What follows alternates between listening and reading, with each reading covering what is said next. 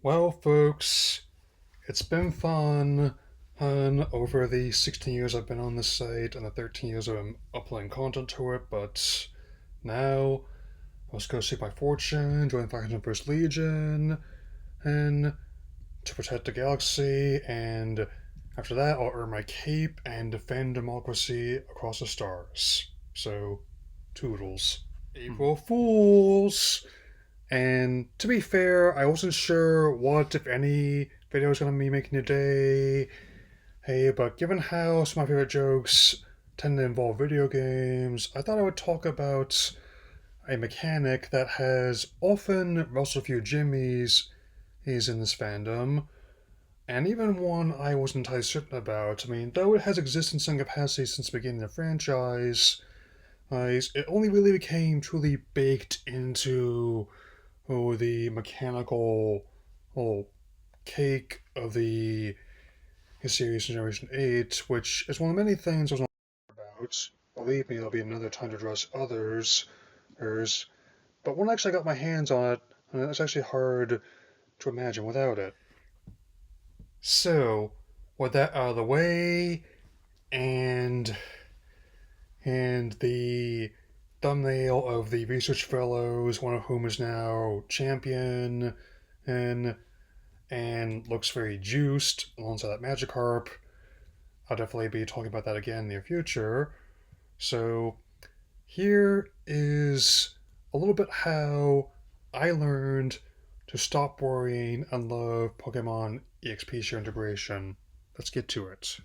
While not the first time the feature has proven to be contentious, it's one of several ones that has actually now become overhated to a point where hating in itself has become something of a tiresome cliche and argument itself. And for the record, my typical meal in between sessions of raids or defending my title is not actually a porridge pouch. It's more of a mixture of items slash ingredients are high in protein, carbohydrates, and calcium, with an electrolyte beverage, something that can be easily made and eaten in a pinch, being. And while I'm on the subject, I would argue that no, it's not just a feature meant for small children and noobs either. It's actually quite useful. Well, and to me, like the difficulty curve and onboarding process in DQ is not something thing, thing that would teach you to embrace the grind. That would actually sound like more to me more like enforcing it. I cannot think of a single person that likes grinding. I cannot think of even fewer people that like enforced grinding, which you see in a lot of ones, especially it's an aspect a lot of like service titles are taken to ludicrous extremes. Hello, Marvel's Avengers. Hello, this year's new Suicide Squad game. Um, and to me, it's more or less a natural progression for what I used to do in Victory Road back in the day and use my level 70 Alakazam and Blastoise ways to really level up my team to those extremes even before I even got to the Indigo Plateau officially. Hey, so that actually is quite useful, especially as the Switch has progressed. I mean, where as with Generation 8's layer challenge, especially in the expansions, and being, I would argue that it makes it easier, but not easy. And as an associate of mine, let's call them Sterling, there's a difference between challenging the player and inconveniencing them. So I'm going to be making the case that the integration makes things convenient but still challenging. And, I'm also still drafting my full review of the Generation 9 expansions, which will come again there. So let's continue. And also, we'll know that it's not even the first RPG that has as part of the systems.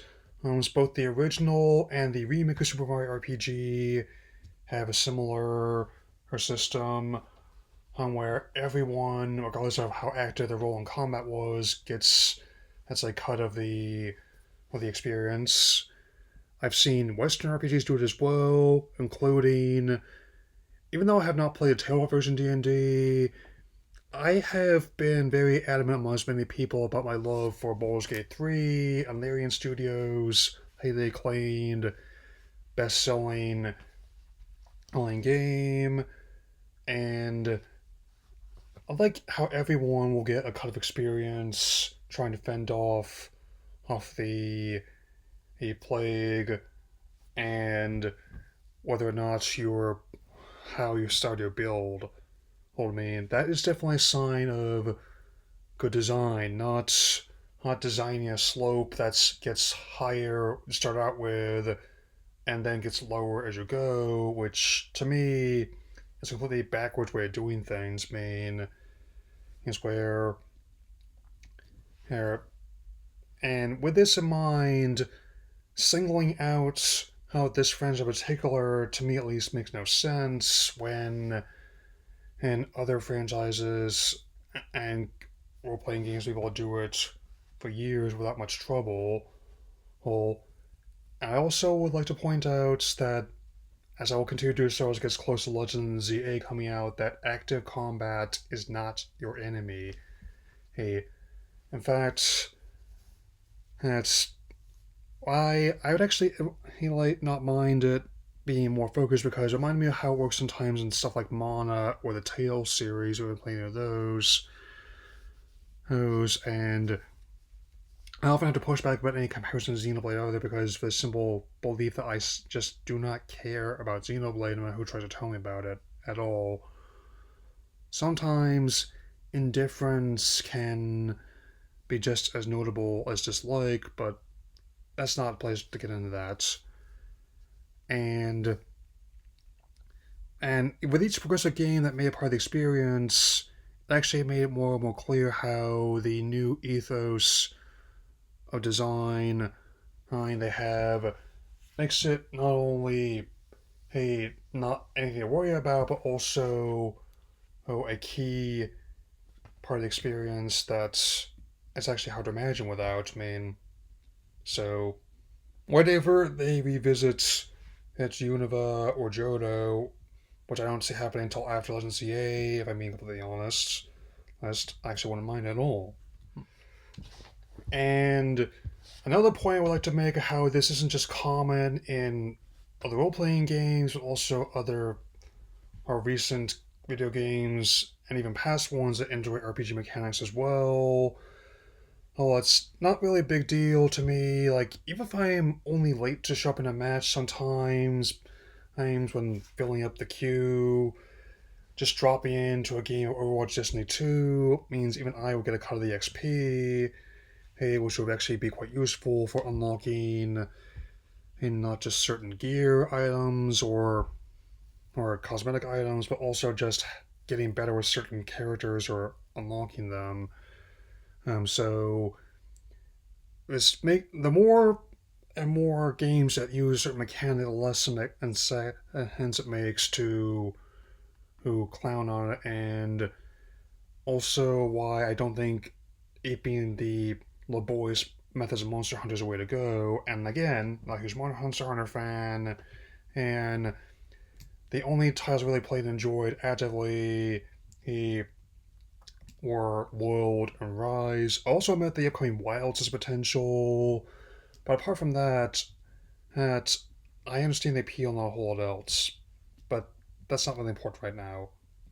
What is important is that there are certain titles that can just lay down conventions of genre so effectively that they end up setting standards for years to come. We see this with Street Fighter 2 and how effectively it laid the foundations for the one-on-one fighting game, which were built upon the likes of Mortal Kombat, Tekken, Virtua Fighter, a whole slew of them. We see how Grand Theft Auto 3 so effectively established the open world sandbox genre that it influenced titles not only in Rockstar's own canon, but also a myriad of others. There's to a point where it's actually more surprising now when a game is not following that structure, where the path to point A to point B is much clearer. I mean, or granted, there are negatives to this as well. I mean, where we see bad systems replace with even worse ones, where we see the infamous 250 horse armor get expanded into a whole suite of items that often cost more than the game itself. We'll talk another time. We see a bad system of loot box microtransactions and get compounded into a terrible one of a cash shop and a battle pass as main, with most of the good stuff, as even faster progression, being paywalled all behind it. But in this specific instance, I would argue who making the EXP share optional as opposed to being a key core mechanic is actually not that bad. Especially since it made my favorite game in 2022, Legends Arceus, is actually everybody's rewarding experience. I mean, and let's just say that as someone who's working on the post game and adamant getting 100% completion about that and other titles in my collection, for Legends of the A drops, let alone anything else, it's hard to imagine doing without. I mean, no, I mean, in fact, it's actually kind of tricky to do ones without it. I mean, so, and as I stated, in my case, would be less like a some kind of porridge in a bag I never heard about, and more like my, I think some of the new Subway series subs and the footlong sidekicks as well. Oh, I mean, good churros. It's kind of roundabout way of doing this, but at the too long didn't watch is that's how I learned to stop worrying and love Pokemon EXP integration, and and I cannot say I share the hate some people, including some of my associates, have for the mechanic, and also have made the argument indirectly and directly to him that it's actually overhated to an incredibly vast degree. Exactly. So, and this will not be the only video game related video I will be doing this month or this year, and certainly not the only one I'll be talking about certain mechanics either. So, that'll be all for now, and I hope you have a good rest of your day. Later.